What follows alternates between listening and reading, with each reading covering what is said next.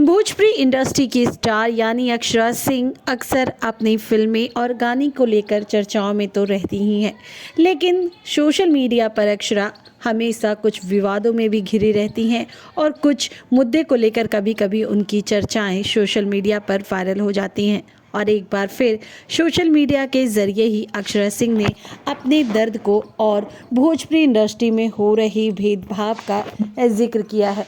दरअसल में अक्षरा सिंह ने अपने लेटेस्ट पोस्ट के जरिए वास्तव में समाज में लड़के और लड़कियों के बीच होने वाले भेदभाव को लेकर के व्यंग कसा है। एक्ट्रेस अक्षरा सिंह ने अपने पोस्ट में बड़ी ही खूबसूरत सी बात लिखी है।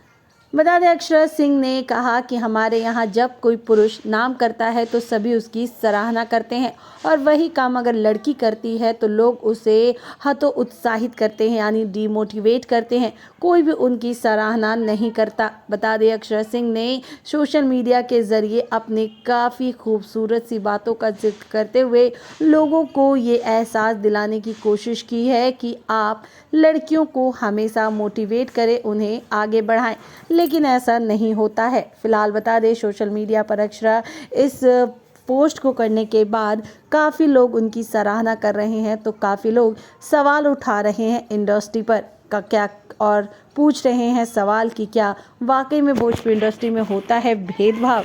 खैर दोस्तों, फिलहाल आप भोजपुरी से जुड़ी तमाम खबरों को जानने के लिए चैनल को कीजिए अभी सब्सक्राइब।